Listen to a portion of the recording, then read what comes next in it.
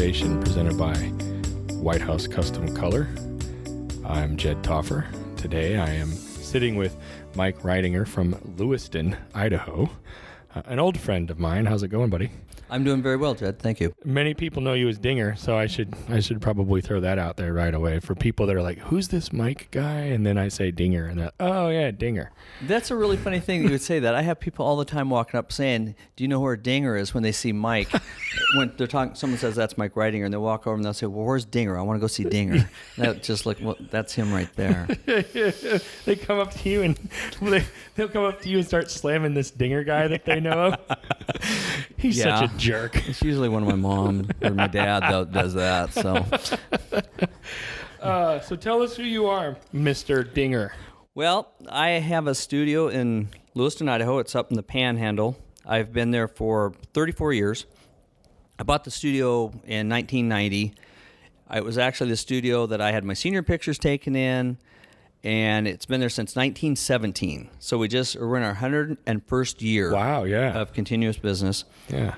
And when the guy first came to have me buy it, I was like going, there's no way I want it, because it was like musty and dusty. Yeah. And I'd been working out of my home and had a really young clientele, but he made me an offer I couldn't refuse. And now I own the building. I have tenants.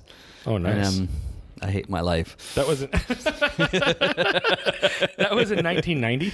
Yeah. Well, in 1990, I bought the business and moved out of my home. I had a home studio and up from the 80s up until 1990, and then I moved to the studio, and it was kind of stagnant. Actually, I did well, but I kind of peaked at a certain point, and I had all the high school senior work, and I was the guy.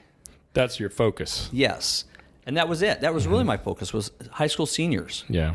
And we do a few families and do a baby or two once a year, and that was really it. And then I did all the proms. Mm-hmm. I was doing proms. Yeah. And ironically, the way I lit my proms was studio style lighting. So I did I did a main light, I did a fill light, and so I made the girls look good. I made the guys look strong and buck, and that's what pushed my senior pictures. Right. At that, and then I'd be around these kids, and they were they just enjoyed being around me. And I'm not a grown-up adult, as anyone who knows me knows. I'm the most immature adult I know, and that's just coming from my 22-year-old son. And I would parlay that relationship I'd get with these kids at dances and take that into senior pictures. Yeah. And it was a great business. I did great. Now that kind of segues naturally into what we were going to talk about today. We're essentially want to discuss the way that your business has evolved over the years as the industry has evolved. So how have you responded? And so I'm hearing you say at one point in time it peaked in that you had all these kids coming in based on the way you lit the relationships you made and the way you lit them at proms and whatnot, and they would just come in then. Is that correct? Fair to say? That's correct, yes. And what happened? Well, industry-wise, industry started changing, and what happened? Years ago, I used cameras that had something called film, and you had to know your exposure. Yeah. You had to know exactly what you were doing. You couldn't waste it. And I was shooting medium format, and every time I would push a button, it cost me $1, a hard $1 for film and developing. Mm-hmm. $1. So I remember doing senior pictures, and for $35, they'd come in, they'd have an hour with me, and I would shoot 15 pictures, because that's what my camera did, and they would pick from 12. I guaranteed 12 images. So I literally in an hour shot 15 pictures total. And so it's like 4 pictures, go change an outfit, let's do something different. 4 pictures, go change an outfit, let's do something different. So intriguing. And they were paying $35. Yes. And your cost right away was $15. Right out of the bat. So I'm only making $20 for my time. But I made every single shot count. Mm-hmm. I was so picky about the hand posing and lights and facing and everything, because I would go get art books, like painters, and learn how they pose stuff. So I thought, well, those are guys really good at this. So that's where I learned it. And so magazines, I'd pick up magazines and go, how are they doing things? And I just copy it. Yeah. And then digital happened.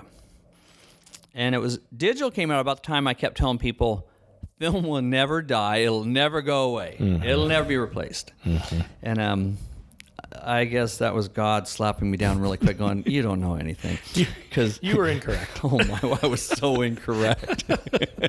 And then digital happened, and about the time they started getting the point and shoots out there and getting going, we started seeing those numbers drop.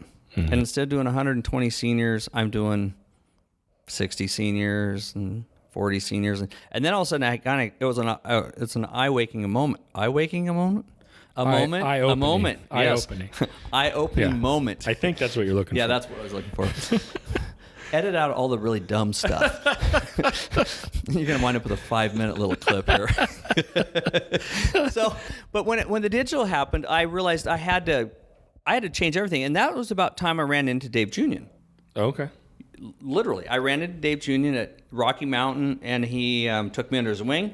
I have no idea why, and we're Harley riders, and That could be why. And that's the first time I met you. Actually, was at a barbecue at his place. Right. That first barbecue, and what I learned from that was it blew my mind. Yeah. I went back and Me too, by the way. And it wasn't crazy. And I went back and I was photographing a lot more kids all of a sudden during digital. I was getting more kids for some reason, and I think we were at the same time had gone to digital. We started doing Santa Claus in the mall.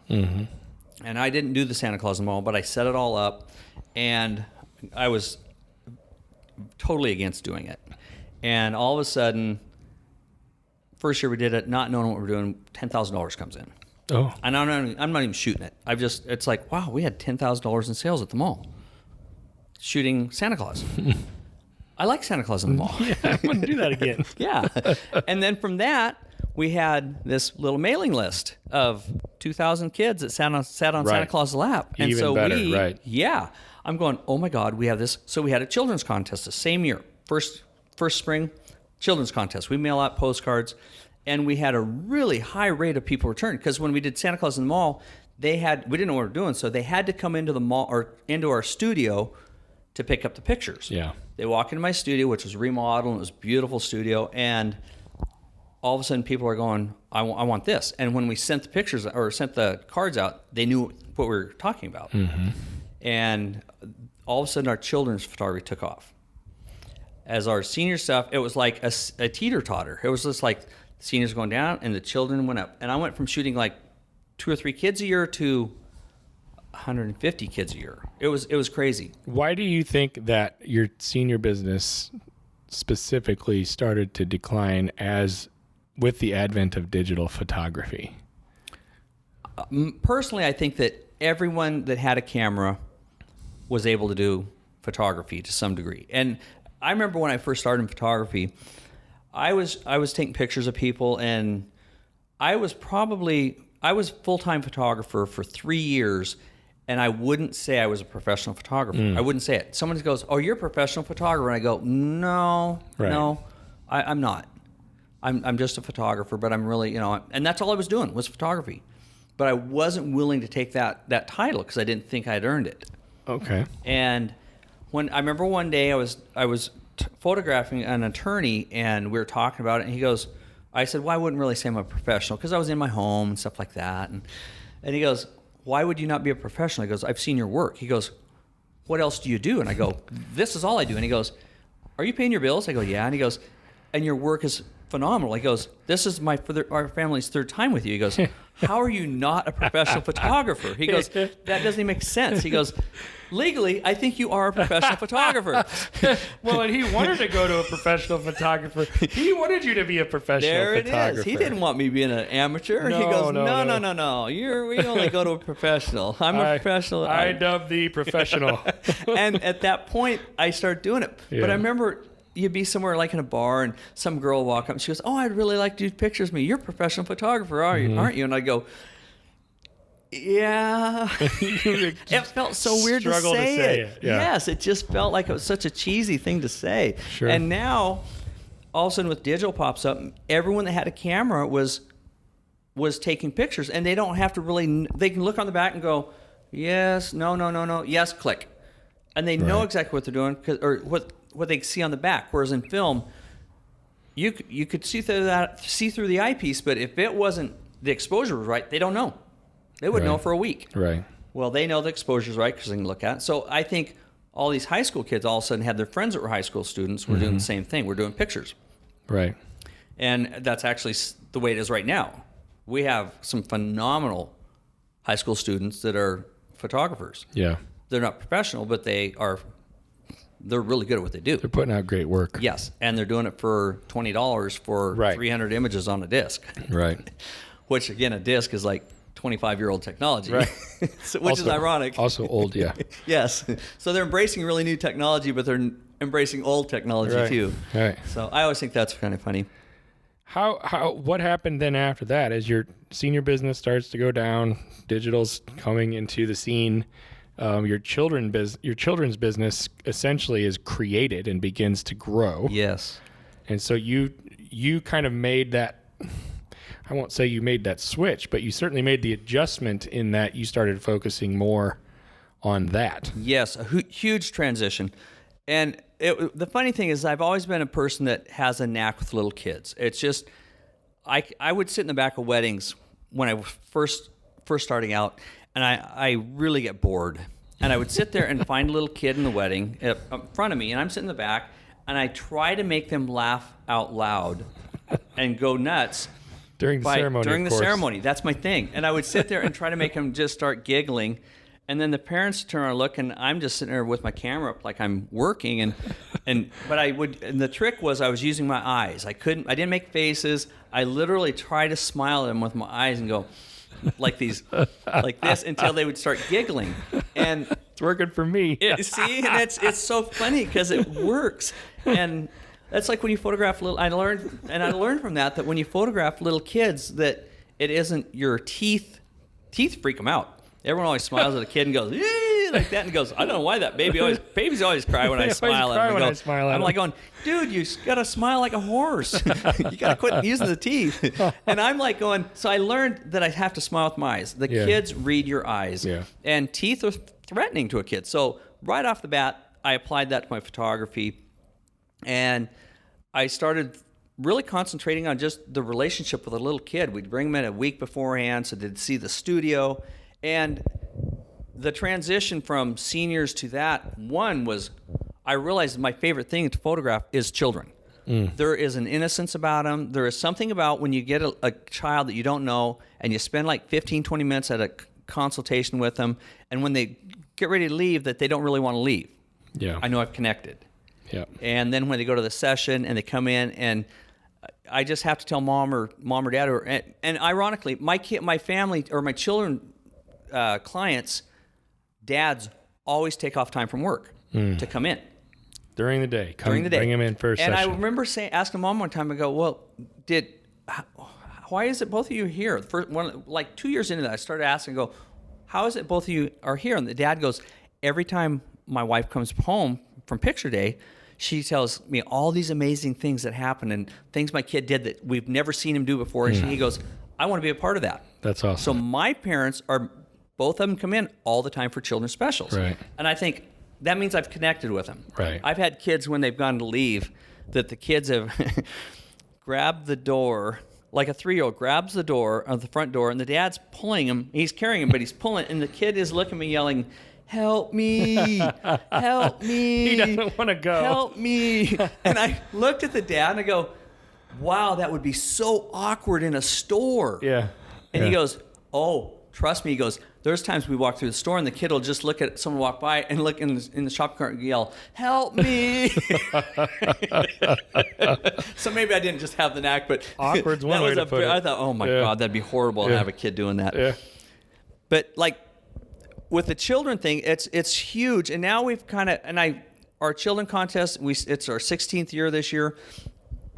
But we also realize that the senior photography has always, that's a $1,500. I know that the money's there, and I don't like letting that go away. So we've about 5 years ago, we really started pushing our senior model program. And I've been doing a senior model program for 25 years. Mm-hmm. And I'm photographing senior models right now. My senior models now are second generation senior models. Right. Which is so bizarre. I know, it's crazy. And then to do a wedding, and I've shot weddings that I've shot the parents' weddings. I know it. Which is like, And for those of you who can't see me, I'm 27. 28? Why do you have to laugh like that? Thereabouts. Ish. I'm 27-ish. Oh, they're somewhere around there. Yeah, it's really close to that. The closest I am to 27 is the year I was born, maybe, but that's it. So, where was I even at? Oh, this year. So like my senior model thing that I've always thought of, everyone always says, well, we make an exclusive thing and all this. And I've always realized, or I realized many, many years ago, 20-some years ago, when someone comes in to be a senior model, if you turn them down, I've offended them.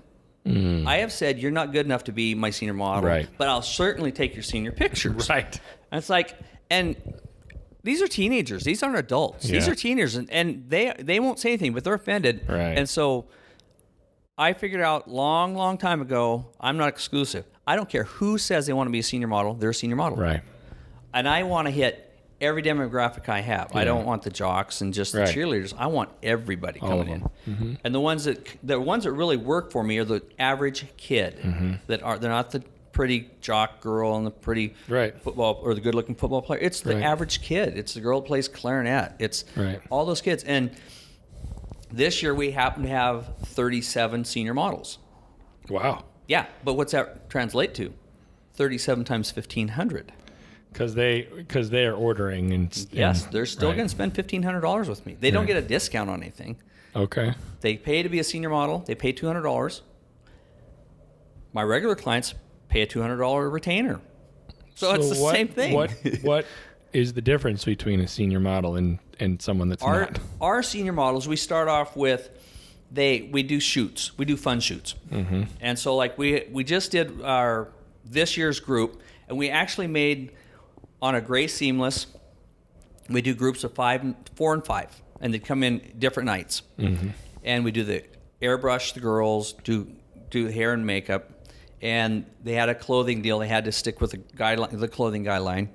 And then we'd bring them in, and we were doing the Vanity Fair look, where you'd kind of stand them all up in one group and spread them out kind of. Like a Leibovitz type of thing. It's exactly what it is, any Leibovitz. Mm-hmm. But I like the fold-out covers they do on the magazine. And I thought, we're doing that. So I've done that a couple times with different groups through the last 10 years. Mm-hmm. And this one, I would actually random my cheap printer and print it off, a picture of it, and then I stuck it on the wall. And then 2 nights later, when the next group comes in, I hold that up to my camera, or next to my camera, and I look at it, and I start laying them in there in front of me. And we didn't touch the background for 2 weeks. Okay. I would use left the wall, the gray ceiling was stuck on the wall, and I put tape where all my lights went and wrote down the settings on them and where the camera was at and what setting the camera was. Nothing could change. Yeah.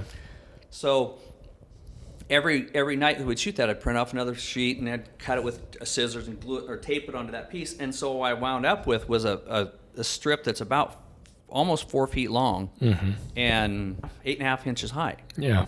And we just pieced together. Well, every time I'd show that image, like, here's what we're doing tonight, and it gets longer and longer. These kids are excited, and they're a part of that, and that's included in them being a senior model. That's what the models get to take part in. That's the senior modeling part. But then they each still have their own individual senior session, too. Yep. Right. And so they'll have, but from this, we have all these images, and we did individuals of them as well. And the individuals, I drop my logo behind, and then you erase it out in the face, mask it, and erase the logo behind them.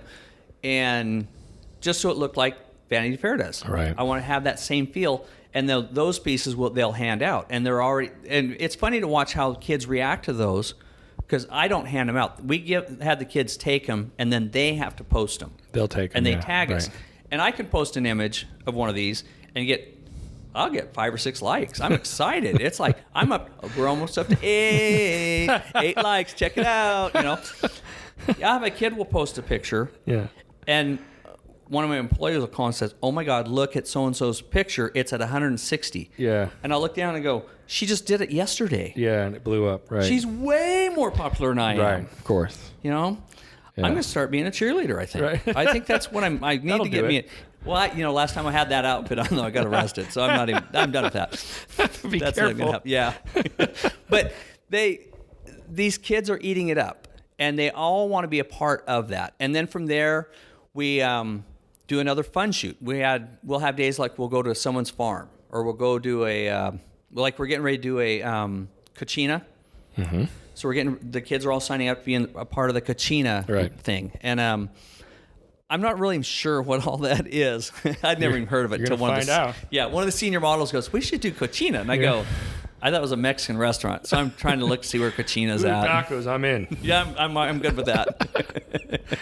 And it's just, we are always having these event things that they get to do, and that's what I think is really cool. It's not anything more than that. So would you say that as the industry has changed, that one of the things that you've done with your business is branched out into things? Because you're saying you didn't even know what this thing was, but you're essentially maybe taking more risks or doing new things, maybe open to more things that you wouldn't maybe even considered before.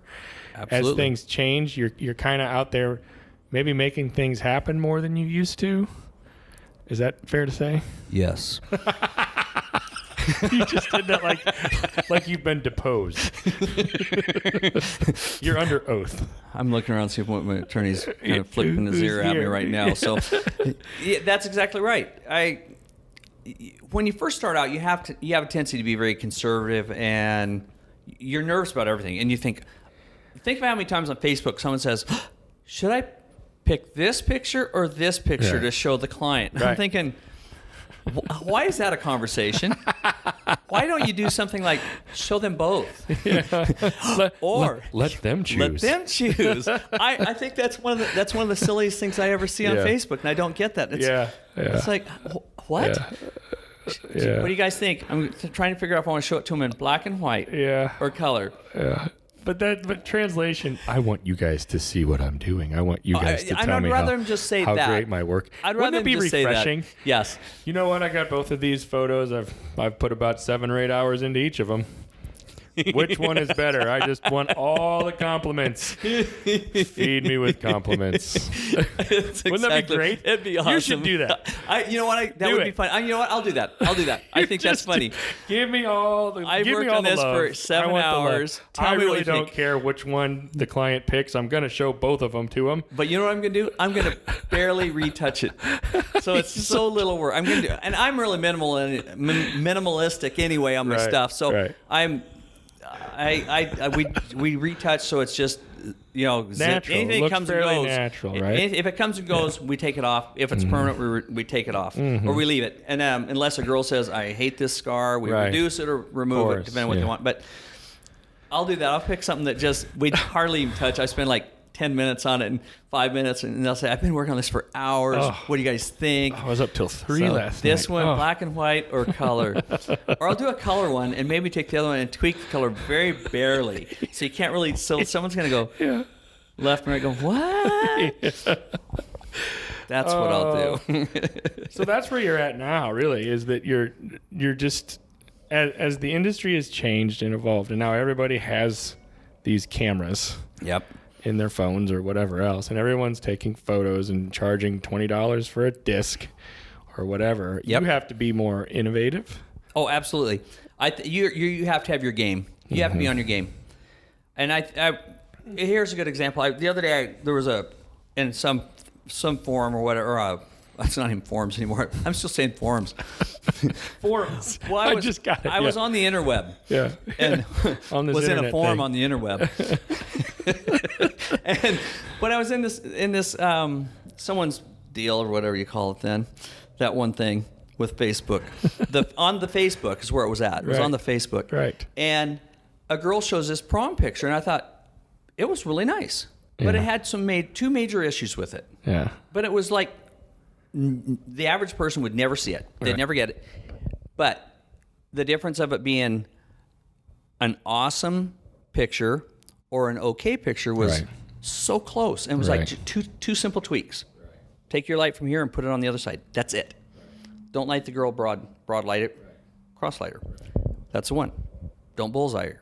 Don't bullseye your cupcake. No one cares about the ceiling over here. They want to see the dress. Right. Bring that camera down. That was it. But she was just wanting people to tell her how good it was. Mm-hmm. And so I didn't want to go into the thread or into that thread and say something, so I actually PM'd her instead. thinking Nice. I don't want to be a jerk on there. I just said, hey, can I give you 2 points on your image? Can I give you some CC on that image? Just 2 things. It's a good image. 15 minutes later, it says, no, thanks. I'm really good with it right now. I don't need it. Is that right? Oh, yeah. And this was a private message. Yes. And I went, oh, okay. Goodness gracious. I don't think she knows I'm Dinger. Well, she obviously She not. just saw Mike writing Had her and she has known. no clue. Still, But it was though, funny. I mean, no matter what, don't you take that? If it's private, it's private. I have been doing this 34 years, Yeah. and if someone was to say to me, can I show you something on your image here? I would suck it up like a sponge. That is how I got ahead. Right. I entered competition, Yeah. print competition. Boy, did I learn some lessons there. Me too. I entered once, but yes. I learned. It hurt, but every time you enter, I get more out of it when I don't do well than when I do well. Because or if it's put an image in there that's got some serious problems, and the judges start going, this.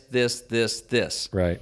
You know, then you learn. And if you don't hear anything from them, you go up to them afterwards and say, And hey, ask. what was with this? Yeah. And the guy goes, frankly, you suck. Right. And I accept that because I realize sometimes it does. Why? And you want to know why? Why do I suck? You want the reasons? Yeah, I want to know because I want to grow from it. I want Right. to, and the times that I've judged competition, if I see an image that is something's really holding back and it's something that should have been fixed, I'm really quick to say, I personally think this. You know, my opinion is this.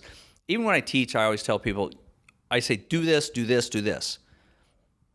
But understand that this is my way of doing it. Don't have to do it. You can break this rule. Right. It's just my opinion. Right. What as the industry continues to evolve and your business is evolving over the next year or 2 or 10 or whatever, what's next? What do you see next for you guys? And this is a whole new room that you walk into.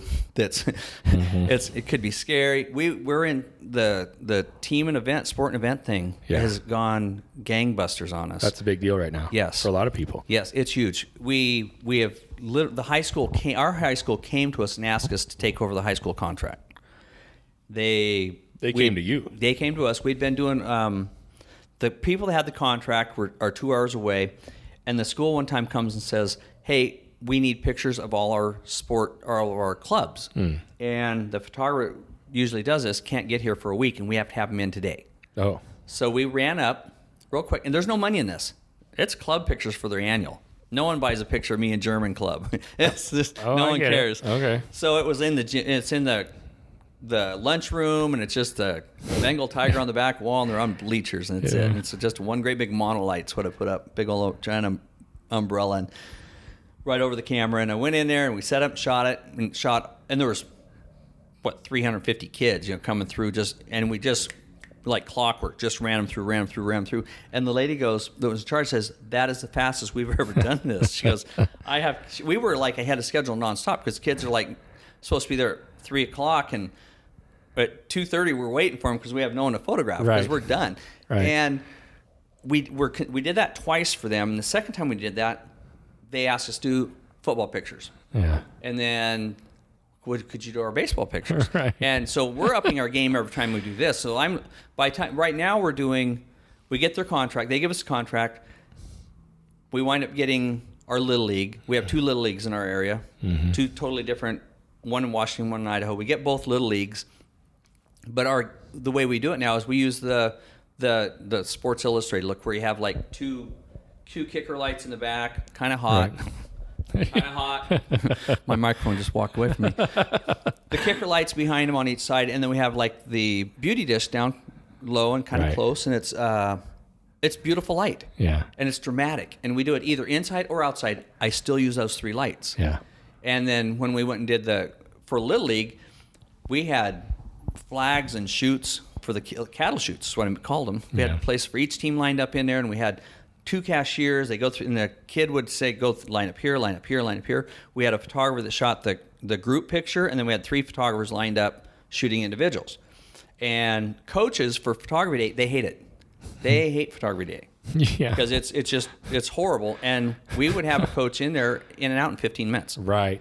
And they're walking by going, this is the coolest thing ever. Keep it quick, yeah. Yes. So then those pictures get out there, and then the other league is looking at their pictures going, what the hell? Right. ours suck. Right. And they come to us, and we get that league, and then we get a third league that's 30 miles So that's away. really branching out. So this is huge. This is a big piece for you right now. Huge. We've got 3 little leagues. We have, I think, 2 karate schools. We have private schools. We have, I think, 3 or 4 dance schools. We just landed, after 10 years of trying, we just landed the Boys and Girls Club. Oh. And that represents 1,000 children. Right. And those 1,000 children, there's four sports a year, and they almost have full participation. So you would, I mean, what it sounds to me like you would say that things are looking pretty good. Very good. You've been malleable, so to speak. You've been willing to evolve yourself. Very and willing change to, things yes. up and do what needs to be done. And as a result, things are looking really good for you guys. Very good. It's in fact it's that kind of that you hit that moment. At some points you kind of get kind of nervous because you're kind of having a hard time breathe. I now have to make, I'm going through divorce, so now instead of a house payment, I have 2 house payments that my business has to cough up, and 2 houses to run and all this stuff, and you keep thinking, how am I gonna do this? Because that represents about $40,000 a year right out of our Right away. I'm thinking, how do we do this? And so this is all of a sudden it's like, what do we need to buy?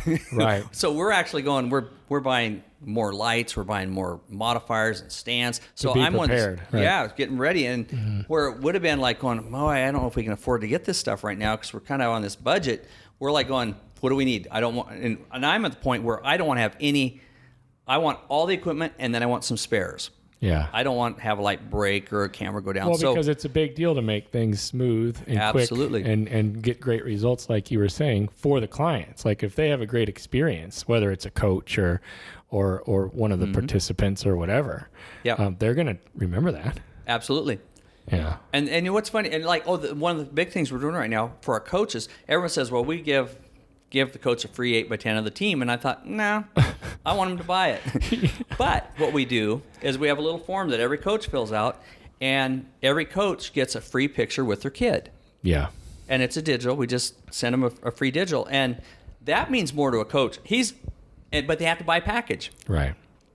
We can't have a coach come in and just take the freebie and call that good. He has to still buy his kid a package. Got to be on the other side. And then when he buys a package, they hand him a ticket and say, here's a coach form, fill this out, and you get a free picture with your son or daughter. Nice. And they go, really? Yeah. Oh. So it's a surprise. Yes. Too. Nice. And they're excited about it. But now we've been doing it for 3 or 4 years, and now the coaches are going, is there a form I'm supposed to fill out for my picture with my kid? They're reminding you. Yeah. So now they know it, but they're excited about it. Yeah. Which is really cool. Yeah. And I mean, I even photograph when I photograph Little League and stuff like that. I'm sitting on the ground. I'm shooting up at them. Yeah. I don't want them looking down at a kid. I'm shooting up. So I'm photographing these 5-year-olds while I'm sitting on the ground, and they're looking like monsters. Yeah, they look like just giants. Yes.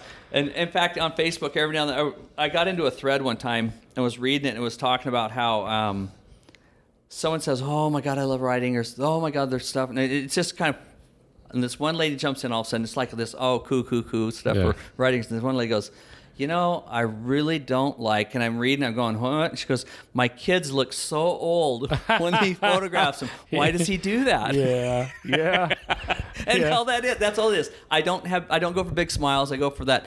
My thing is, I always tell kids, I go, like high school seniors and young kids, I go, give me some arrogance. Give me arrogance. Arrogance? Yes, I look for arrogance. I go, give me arrogance. Give me a little bit of, I want you to look overconfident. Through, like they get that. Yeah. Nice. Every kid knows that. And every kid knows little arrogance. Kids, yes.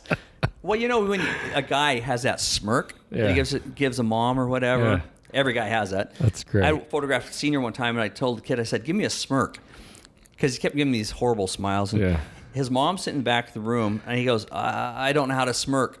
And his mom, who's been quiet the whole time, goes, the hell you don't. At which point the kid smirks, and I take a picture. He smirked then, that elicited the smirk. Yes. That's and perfect. And he goes, I didn't know what that was. So I'm talking to it every day. Yes. I was talking to another senior, and this about 8 years ago, and we were talking about it, and I said, I don't even really know what a smirk is. And he goes, arrogance. And I looked and went, boom. There it is. I'm going to use that from now on. And I thought, oh my God, it is. It's total arrogance. That's perfect. So, and I use that all the time. And then you have the little kids go, huh? Yeah. Arrogance. I go, so I just make a fart noise, and then they're happy. So, and we get the next shot. Hey man, this was really great. I enjoyed it. Thanks for going through this with me. I think it's something that everybody is dealing with, and those of us that have been around for a long time have seen these things happen, right? Yes. And it seems to me like things continue to change. Like I don't think we're going to go through a big long season where things aren't changing anytime soon. Like it's always going to be. We're in a hopping industry now, right? I think our business evolves nonstop. It really does. I have. Right. Yeah. Right. And so I'm encouraged by the efforts that you've taken to stay ahead of the curve. Thank you. And I hope that other people can take that away from this as well. So kudos. Thank you very much, Ted. And I've had fun. And thanks for joining me. And you know what? I look forward to the next time we get to hang. I'd like that. Cool. Have a good one.